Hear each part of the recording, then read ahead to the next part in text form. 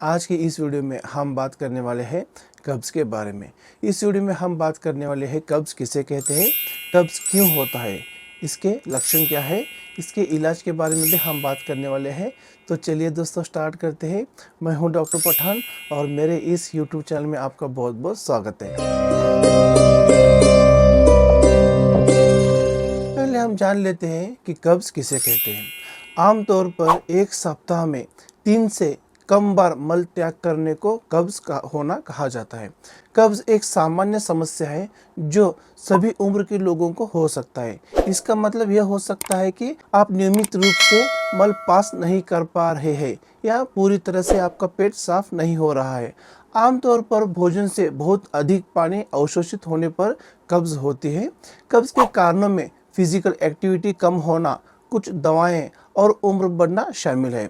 कब्ज़ की गंभीरता हर व्यक्ति में भिन्न होती है। बहुत से लोगों को केवल थोड़े समय के लिए कब्ज़ होती है, लेकिन दूसरों के लिए कब्ज़ एक दीर्घकालीन यानी कि पुरानी समस्या हो सकती है, जो गंभीर दर्द और परेशानी का कारण बनती है और जीवन की गुणवत्ता को प्रभावित करती है। कब्ज़ होने पर मल त्याग करने के लिए बहुत अधिक जोर लगाना पड़ता है और जोर लगाने की ज़रूरत पड़ने के अलावा अन्य लक्षण भी होते हैं। जैसे कि बात करते हैं लक्षण के बारे में, सिम्टम्स ऑफ कॉन्स्टिपेशन। कब्ज़ में सख्त मल हो जाता है, जिसकी वजह से मल त्याग में अधिक जोर लगाना पड़ता है। कब्ज़ से पीड़ित लोग प्रतिदिन मल त्याग के लिए नहीं जाते हैं, जिससे उनकी परेशानी बढ़ जाती है और मल त्याग में अधिक मुश्किल होती है। ऐसे लोगों की जीभ सफ़ेद या मटमैली हो जाती है और मुंह का स्वाद भी खराब हो जाता है। साथ ही मुंह से बदबू भी आने लगती है। कब्ज़ के रोगियों को भी भूख नहीं लगती है, साथ ही मतली और उल्टी की स्थिति बनी रहती है। बाथरूम जाने के बाद अधूरे मल त्याग की भावना, पेट में सूजन या पेट दर्द आदि कब्ज़ भी लक्षण हो सकते हैं। बात करते हैं कब्ज़ होने के कारण क्या है, कॉजेस ऑफ कॉन्स्टिपेशन। आपकी बड़ी आंत यानी कि लार्ज इंटेस्टाइन का मुख्य काम भोजन से पानी को अवशोषित करना है। इसके बाद भोजन मल बन जाता है। फिर बड़ी आंत की मांसपेशियों को मल को मलाशय के माध्यम से बाहर निकाल देती है। यदि बड़ी आंत में मल बहुत लंबे समय तक रहता है तो वह सख्त हो जाता है और उसे बाहर निकलना कठिन और मुश्किल हो सकता है। खराब आहार और अक्सर कब्ज़ का कारण बनता है। फाइबर और पर्याप्त पानी पीना मल को नरम रखने में मदद करने के लिए आवश्यक है। फाइबर युक्त खाद्य पदार्थ आमतौर पर पौधों से मिलते हैं। फाइबर घुलनशील और अघुलनशील रूपों में आता है। तनाव, दिनचर्या में बदलाव और ऐसी स्थिति स्वास्थ्य समस्याओं को, बड़ी आंत की मांसपेशियों के संकुचन को धीमा कर देती है या मल त्याग की इच्छा को कम कर देती है। इन सब से आपको कब्ज़ हो सकता है। कब्ज़ के सामान्य कारणों में पहला है कम फाइबर वाला आहार लेना, विशेष रूप से ज़्यादा मांस, दूध या पनीर वाला आहार लेना। दूसरा है निर्जलीकरण यानी कि डिहाइड्रेशन। तीसरा है व्यायाम की कमी होना। चौथा है मल त्याग करने में बार बार देरी करना। पांचवा है सफ़र करना या दिनचर्या में अन्य परिवर्तन करना। 6 है कुछ दवाएं, जैसे कि ज़्यादा कैल्शियम वाले एंटासिड और दर्द निवारक दवाएं। 7 है गर्भधारणा। 8 है कुछ अंतर्निहित स्वास्थ्य समस्याएं भी कब्ज़ का कारण बनती है, जैसे कि इनमें पहला है कुछ बीमारियां जैसे कि स्ट्रोक, पार्किंसंस डिसीज़ और डायबिटीज़। दूसरा है आंत की रुकावट यानी कि IBS यानी इरिटेबल बाउल सिंड्रोम या डाइवर्टिकुलोसिस सहित बड़ी आंत या मलाशय की समस्याएं हैं।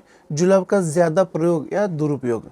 तीसरा है हार्मोनल समस्याएं, जैसे कि थायराइड ग्रंथि का कम काम करना, जिसकी वजह से हाइपोथायरॉयडिज्म होता है। अब बात करते हैं कब्ज़ से बचाव कैसे करें। Prevention of constipation. पहला है फाइबर युक्त भरपूर भोजन करें। अच्छे स्रोत है फल, सब्जियां, फलियां और साबुत अनाज। दूसरा है पानी और अन्य तरल पदार्थों का खूब सेवन करें। फाइबर और पानी मल त्याग को नियमित रखने के लिए एक साथ काम करते हैं। तीसरा है कैफीन से बचें। चाय और कॉफ़ी डिहाइड्रेशन कर सकते हैं। चौथा है दूध पीना कम कर दे। डेयरी उत्पाद से कुछ लोगों को कब्ज़ हो सकता है। पांचवा है नियमित रूप से व्यायाम करें, हर दिन कम से कम 30 मिनट सक्रिय करें। 6 है जब प्रेशर बने तो लैट्रिन जरूर जाए, उसे रोके नहीं। अब बात करते हैं कब्ज का परीक्षण कैसे करते हैं। Diagnosis of constipation. पहला है मेडिकल इतिहास, यानी कि यदि डॉक्टर को शक है कि आपकी आंत में मल फंस रह गया है, यानी कि फिकल इम्प्रेशन, तो इसको जांचने के लिए बहुत तरह के निदान उपलब्ध है।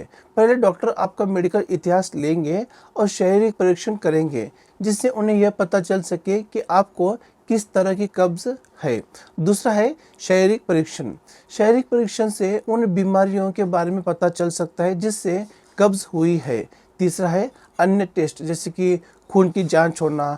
खून की जांच से भी आपकी स्थिति के बारे में पता चल सकता है। अधिक विशेष रूप से खून की जांच थायराइड हार्मोन और कैल्शियम करने में मदद करती है। दूसरा है पेट का एक्सरे। पेट का एक्सरे कराने से आपके पेट में मौजूद पदार्थ के बारे में पता चलता है। जितना कठोर कब्ज होगा उतना ज़्यादा वो एक्सरे दिखाई देगा। तीसरा है बेरियम एनेमा। इससे यह पता लगता है कि आंत और मलाशय ठीक तरह से काम कर रहे हैं या नहीं। चौथा है कोलोनिक ट्रांजिट स्टडी। यह एक सरल अध्ययन होते हैं जिसमें यह पता लगाया जाता है कि खाना आंत से बाहर आने में कितना समय ले रहा है। पांचवा है डिफिकोग्राफी। डिफिकोग्राफी बेरियम एनीमा का परीक्षण का रूपांतर है। 6 है एनोरेक्टल मोटिलिटी स्टडीज। अब बात करते हैं कब्ज का उपचार कैसे करें। Treatment of constipation. लंबे समय से रहने वाली कब्ज का इलाज अक्सर आहार और जीवन शैली में परिवर्तन करने से होता है, जिससे कि कब्ज ठीक हो सके। अगर इन परिवर्तनों से मदद नहीं मिलती है तब डॉक्टर दवाइयाँ लेने के लिए कहेंगे, और अगर दवाइयों से भी फर्क नहीं पड़ता है तो सर्जरी द्वारा कब्ज का इलाज किया जाता है। पहला है आहार और जीवन शैली में परिवर्तन। डॉक्टर कुछ परिवर्तन करने की सलाह देंगे जिससे कब्ज में आराम मिल सके। जैसे कि पहला है आहार में फाइबर की मात्रा बढ़ाना। आहार में फाइबर की मात्रा बढ़ाने से मल का वजन बढ़ जाएगा, जिससे कब्ज की समस्या ठीक हो जाएगी। दूसरा है व्यायाम करना। शारीरिक गतिविधि हमारे आंत की मांसपेशियों की गतिविधि को बढ़ाता है। जितना हो सके उतना रोज व्यायाम करने की कोशिश करें। तीसरा है मल को रोकना। खुद को मल त्यागने से न रोके। दूसरा है जुलाब। बहुत तरीकों के जुलाब मौजूद है। हर जुलाब मल त्यागने को आसान बनाने के लिए अलग अलग तरीकों से काम करता है। जैसे कि पहला है फाइबर युक्त जुलाब। फाइबर मल को भारी कर देता है। दूसरा है ऑस्मोटिक जुलाब। ऑस्मोटिक जुलाब तरल पदार्थ को पेट से बाहर आने में मदद करता है। तीसरा है स्नेहक जुलाब, यानी कि लुब्रिकेंट। स्नेहक जैसे कि खनिज तेल मल को पेट से बाहर निकालने में सहायक देता है। 4 है मल को नरम करने वाले जुलाब, यानी कि स्टूल सॉफ्टनर्स। मल को नरम करना, जैसे कि डॉक्यूसेट सोडियम आंत से बाहर पानी निकालकर मल को गीला कर देता है। 5 है एनिमा और सपोजिटरी जुलाब। सोडियम फास्फोरेट से मल नरम हो जाता है और मल त्यागने के लिए तैयार कर देता है। ग्लिसरीन से भी मल नरम हो जाता है। तीसरा ट्रीटमेंट है पेल्विक मांसपेशियों वाले व्यायाम करना। डॉक्टर पेल्विक मांसपेशियों के व्यायाम करवाते हैं जिससे हमारी पेल्विस की मांसपेशियां मजबूत होती है और मल त्यागना आसान हो जाता है। 4 है सर्जरी। 5 है वैकल्पिक दवाएं। कुछ लोग दवाइयों के साथ साथ वैकल्पिक उपचार भी करते हैं जिससे कि उनका कब्ज ठीक हो सके।